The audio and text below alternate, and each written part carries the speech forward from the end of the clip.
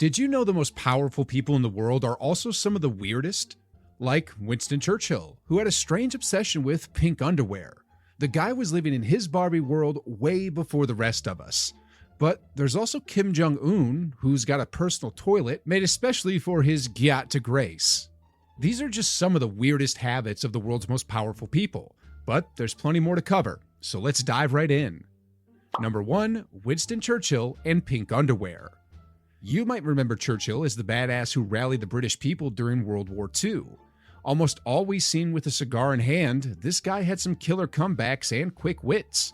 But did you know there's a side to him that not a lot of people know about? Turns out Churchill had a, let's just say, interesting habit. No, he didn't like collecting human heads or lighting hobos on fire, thank goodness. Instead, Winston loved wearing delicate little pale pink undies. Yeah, you heard that right. Bruh. Even with those fancy suits and cool-looking hats. This is what truly made him the fashion icon of the 20th century. So, I know what you're thinking. Just why was Churchill strutting around in Barbie's panties and telling the world about it? Well, turns out this little tidbit came directly from his wife, Clementine. She wrote a letter to a friend of hers talking about her husband's, interesting habit. And now, the whole world knows. Good going, Clementine. Now, this wasn't just any old pink underwear. It was made with a very finely woven silk. And it turns out this thing was expensive, costing Churchill the eyes out of his head, according to his wife. But why did Winston go through all this just to have his nether regions look extra fancy? Well, once everyone found out about his cute pink underwear, Winston came out and admitted that he's got delicate and sensitive cuticles, which demand the finest covering. Hey, you can just admit you like wearing pink underwear, dude. It's all right. Say what you will about the guy, he was pretty badass during World War II. But now it's going to be a tad tough to get the image of him wearing pink underwear out of my head. Oh, and speaking of the Second World War, there's someone else with a weird habit from that time you've got to know about. Number 2, Adolf Hitler and Karl May. Ah yes, Hitler, a man of many interests, most of which detestfully involved camps and gas chambers. But we're not talking about those today. Instead, he also had some less genocidal hobbies. You know, from before he became a tyrant that directly contributed to the deaths of millions of people? Yup, I'm talking about the days when he was just an art student who made shitty paintings. Turns out, alongside art, he had a soft spot for literature. But he wasn't a fan of every kind of book. Oh no. Instead, he loved fantasy Western stories, specifically written by German author Karl May.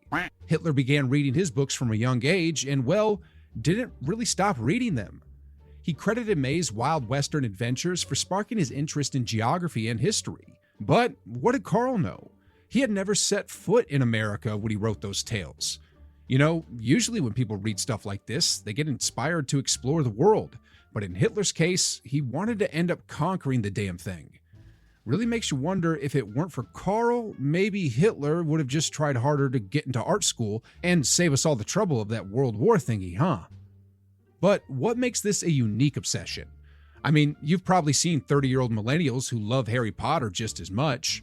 Well, the thing is, Hitler ruled over Nazi Germany with an iron fist. This meant that it was his way or the highway, and the highway just happened to lead to a concentration camp. So when there was a paper shortage in 1944 and they had to be super particular about what they were printing, Hitler was all like, nah, give me 300,000 copies of Karl May's books. Can you imagine what the publishers in Nazi Germany were thinking at the time? But the Führer, can we afford to spend so much paper on these books? Off to the camps with you! You'd think with Hitler making these books so easily available to everyone, German soldiers would have learned a thing or two and tried out some fancy battle techniques against the Russians. Seems like no one was actually reading these things besides Hitler. Oh, and speaking of powerful people with weird habits, number 3, Franklin Roosevelt and stamps. All right, let's get right into the numbers.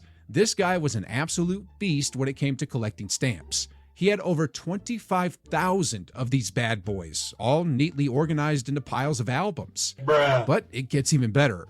During his 4th-term presidency, the longest in American history, he spearheaded over 200 stamp projects. This guy did not play around. His obsession got so deep that he teamed up with the Postmaster General at the time, James A. Farley, to make his stamp dreams a reality. That's when he brought out his own sketching skills and even designed some stamps of his own. He even used stamps to market his New Deal programs to the public, when hobbies and work collide. But really, what else were people supposed to do back then? Imagine there was no Netflix, no YouTube. Obsessive collections were the only thing people could end up spending their time on. That said, spending a bunch of money on hundreds of stamp projects seems like a tad much. But hey, it's like men can't even have a hobby these days. Sheesh. The only thing I'm worried about is what modern-day presidents from Gen Z will end up looking like, especially considering the kind of hobbies people have nowadays. We're definitely getting a Skibidi toilet museum made in 2050, that's for sure. Can't wait for the kind of fresh hell that'll be. But there's another powerful person with a downright ridiculous habit we've got to talk about. Number 4, Joseph Stalin and drinking games. Here's the thing. If you were invited to dine with the Soviet leader Joseph Stalin, you'd better bring your A game, because Stalin wasn't kidding around. These gatherings could go on for as long as 6 hours and were filled to the brim with alcohol. And just to make things a little bit fun, Stalin would play drinking games with his guests. But what if you just didn't like getting drunk and being asked to do weird requests? Well, then it was off to the gulags with you. Seriously, people like Stalin didn't like having people say no to their requests, so you'd better be silent and do what he says. That said, this is seriously easier said than done, especially when you consider just the kind of games the guy liked to play. Like, for example, his favorite game was Guess the Temperature, which is downright bizarre and kind of stupid. No beer pong, Joe? Here's how it goes. You'd be sitting across the table from Stalin, drinking vodka, while he pressures you into guessing the exact temperature of the drink. Sounds harmless, right? Wrong. There's no fun when Stalin is around. You'd better get that temperature for the drink right, and if you don't, prepare to drown in alcohol until your guts give in. Bruh. Legend has it that the game got so wild that Yugoslavian leader Tito once ended up vomiting on his sleeve, and Khrushchev, another guest, had the unfortunate experience of wetting his bed on multiple occasions. While we're on the subject of people who put the dick in dictator, number 5, Benito Mussolini and milk. So this little piece of gossip comes straight from Percy Winter, who was the foreign editor of the New York Evening Post at the time. Turns out he was working on an extensive profile of Italian dictator Benito Mussolini. It covered tons of details about the guy, most notably his love for milk. This guy was really into milk, to the point that it was kind of weird. I mean, who doesn't love a good milkshake every now and again? But Benito took things to a whole new level. Like, did you know that he funneled tons of money into a strange new process that could create wearable milk? That's right. Just drinking milk wasn't enough for the guy. He wanted to straight up become milk. Unlike most mad geniuses who have had their plans foiled at the last second, Benito actually ended up succeeding in making lanolin, a form of milk fiber that became popular at the time for its wool-like appearance. But of course, you can't invest so much of your time and money into milk without people questioning just what's wrong with you. So newspapers weren't really allowed to report the only thing this guy had for breakfast, lunch, and dinner was milk with a side of crackers. Such a thing was considered too unmanly, you see, unlike wearing clothes literally made out of milk. Oh, and you can't talk about weird habits without mentioning this next one. Number 6, Kim Jong-un and toilets. You know how taking a deuce in your own bathroom is the best feeling ever? Now, imagine you could recreate that feeling anywhere you go. Well, that's kind of what Kim Jong-un set out to do when creating his own portable toilet. Apparently, the guy doesn't like gambling his luck with public toilets. You know, with how downright putrid they can be. So instead, Kim's gone and made a built-in toilet in just about every vehicle he owns. That bulletproof Mercedes-Benz he owns? Yeah, that's just the world's fanciest toilet. But it's not like the guy is a germaphobe who only wants to keep his behind on the cleanest toilets ever. It's also about safety. When you're Kim Jong-un, I imagine tons of people are out there to kill you, and the last thing you'd want is to be killed when you're sitting on the toilet.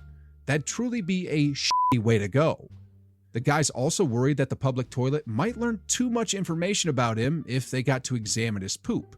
It could give away his health, which is basically a state secret over in North Korea. But I've got to ask, seriously, who gives a shit? Well, Kim Jong-un apparently. Finally, there's one other weird habit we've got to discuss. Number 7, Napoleon Bonaparte and romance novels. By day, he was a military genius and empire builder.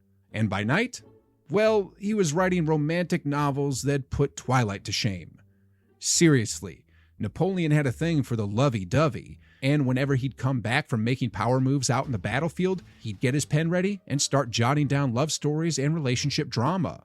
His novella, Clisson and Eugenie, is about a heroic French soldier who falls in love with a fair lady. It's a tale of love and tragedy, and in typical French fashion, is a slog to get through.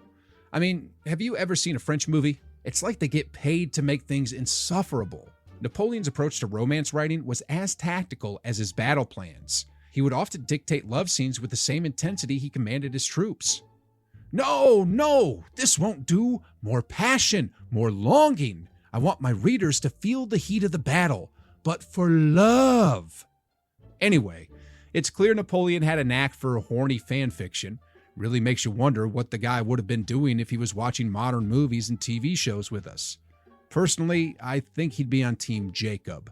But who knows? In any case, from Napoleon's romantic fan fiction to Churchill's pink underwear, those were just some of the weirdest habits of the world's most powerful people. Got any weird habits you want to share? Let me know in the comments. And as always, like, subscribe, and smash that notification bell.